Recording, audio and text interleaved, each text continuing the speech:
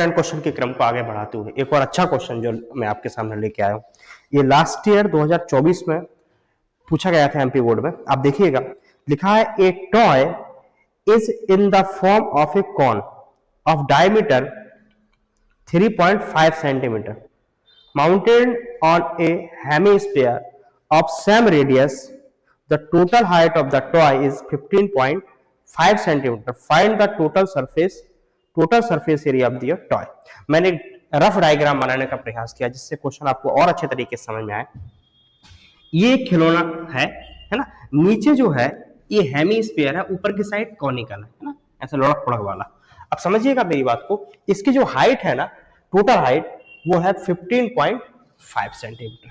अब देखिएगा, इसमें ये जो हेमीस्फीयर का जो पार्ट दिया है, इसकी जो रेडियस थी वो थी 3.5 सेंटीमीटर। रेडियस कितनी थी?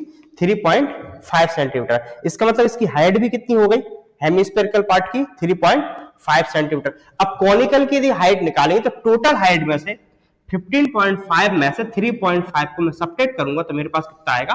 12 सेंटीमीटर। कुछ बातों को मैंने अरेंज करने के लिए यहाँ पे पहले से लिख के रखा है जिससे वीडियो छोटी हो जाए, काफी बड़ी वीडियो हो रही है।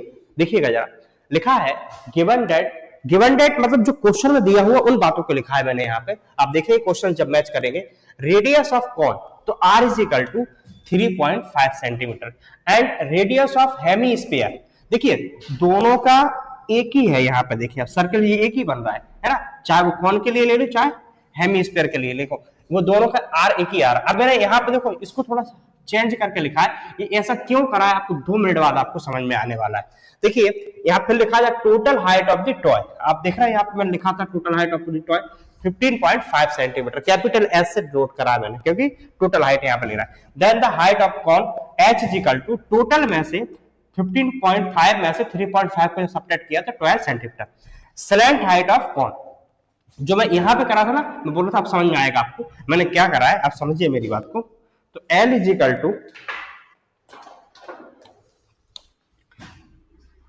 Equal to root of h की वैल्यू आप देखें, h की वैल्यू है 12, तो 12 का स्क्वायर प्लस r की वैल्यू 7/2 ऑफ होल स्क्वायर। थोड़ा सा और इसको अच्छे से लिखेंगे, ये 144 हो जाएगा 12 का स्क्वायर, इसको लिखेंगे 49/4। जब इसको मैं इधर लेके आऊंगा तो L is equal to 144 into 4 plus 49/4। जब 144 का मैंने मल्टीप्लाई किया, एक मिनट कहाँ गया, चलो जब इनका मैंने मल्टीप्लाई किया तो 576 प्लस 49/4, इन दोनों को जब ऐड किया तो यह आया √625, इन दोनों का ऐड किया अपॉन 4, 625 का मतलब 5/2, तो ये सिंपल वैल्यू यहाँ पे आ गई स्लैंट हाइट की। अब चूंकि मेरे को जो निकालना है, लास्ट में उसने क्या पूछा था, उसने पूछा था find the total surface area of the toy. तो टोटल सरफेस एरिया मतलब curved surface area of hemisphere plus curved surface area of cone. देखिएगा मैं क्या लिखूंगा, total surface area of toy is equal to curved surface area of hemisphere plus curved surface area of cone. अब ये फॉर्मूले आपको याद होना चाहिए, यदि फॉर्मूले याद नहीं है तो आप कुछ नहीं कर पाओगे आगे जाके। तो देखिएगा total surface area of curved surface area of hemisphere ये होगा 2πr² plus curved surface area of cone ये होता है πrl। अब l को बनाए निकाले इसलिए क्योंकि यहाँ पे पर कहीं पे भी l नहीं दिखाई दे रहा था, इसलिए इतनी मेहनत हमें l के लिए करना पड़ा। सिंपल वे से क्वेश्चन को सॉल्व करेंगे बेटा, जो कॉमन निकल रहा है आप देख रहे हैं πr यहाँ पर भी है, πr यहाँ पर भी है, जो कॉमन निकल रहा है उसको कॉमन निकाल दीजिए। अंदर क्या बच रहा है, अंदर 2 और r प्लस यहाँ पे ओनली l। सारी वैल्यू हमारे पास अवेलेबल है, उन वैल्यू को हमें अरेंज करना है। तो क्या नीचे आ रहा है? चलो ठीक है, तो देखिएगा पाई की वैल्यू आप रखेंगे 22/7 इंटू आर की वैल्यू देखिए, आर की वैल्यू कितनी है 3.5।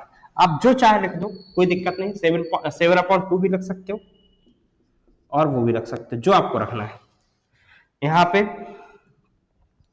2 इंटू आर की वैल्यू कितनी है, आर की वैल्यू वही 7/2 प्लस एल की वैल्यू, सॉरी एल की वैल्यू अभी निकाली हमने 25/2। कैंसिल ये हो रहा है तो इसको कैंसिल कर दिया, इससे ये भी कैंसिल होगा 11 टाइम। तो आगे मैं यहां पे कर रहा हूं 11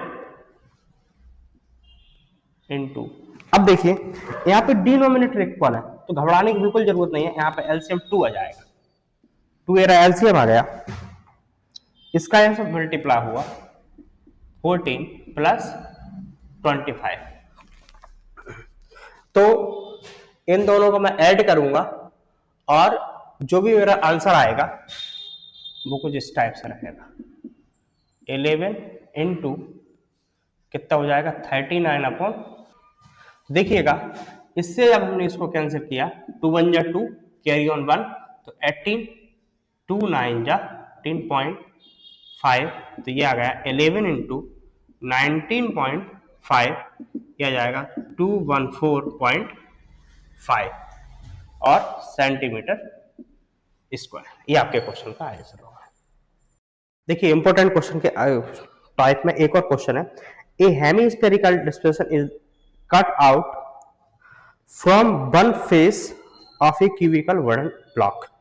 एक वुडन ब्लॉक के एक साइड से एक फेस से हम क्या कर रहे हैं, हेमीस्फेरिकल कट आउट निकाल रहे हैं, बाहर निकाल रहे हैं wooden block such that the diameter L of the hemisphere, उसका जो डायमीटर है हेमीस्फेयर का वो एल है, is equal to the edge of the cube, diameter of the surface area of the remaining solid. Question को पहले समझना पड़ेगा कि क्वेश्चन हमसे क्या बोल रहा है। हमारे पास एक क्यूबिकल ब्लॉक है जो कि सॉलिड है, उसके एक फेस से कट करके हेमीस्फेरिकल पार्ट को क्या कर रहे हैं, बाहर निकाल रहे हैं। तो रिमेनिंग जो सॉलिड है उसका हमें क्या निकालना है, यहाँ पर रिमेनिंग सॉलिड का सरफेस एरिया फाइंड करना है। तो मैंने कुछ बातों को यहाँ पर लिख के रखा है जिससे कि आपको अच्छे समझ में आए चीजें।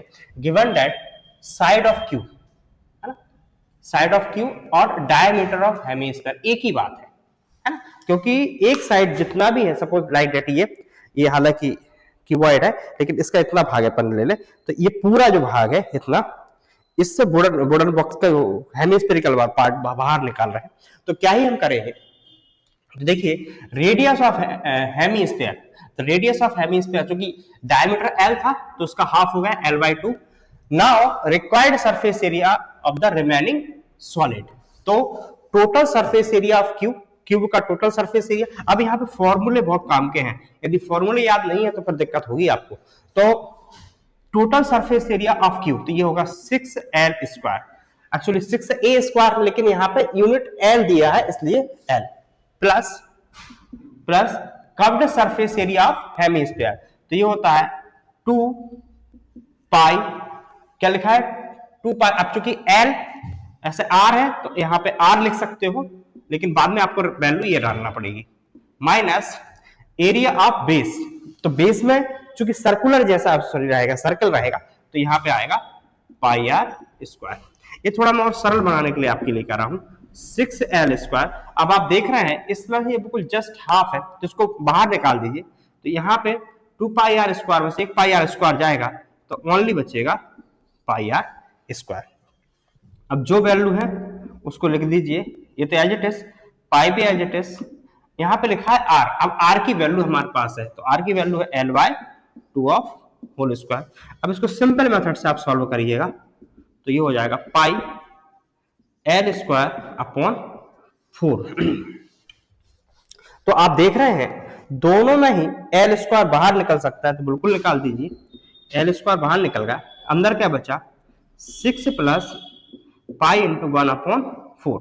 इसको और सिंपल बनाना चाहते हैं हम तो क्या हो जाएगा, L² ऐसा ही रहेगा, यहाँ पे 4 LCM आएगा, ये यहाँ पे जाएगा 24 प्लस पाई। तो इसको मैं ऐसा लिख सकता हूं 1/4 L² 24 plus pi. 24 plus pi. अब चूंकि एरिया है ना, तो यहां पे आएगा स्क्वायर यूनिट, और यही आपके क्वेश्चन का आंसर होगा।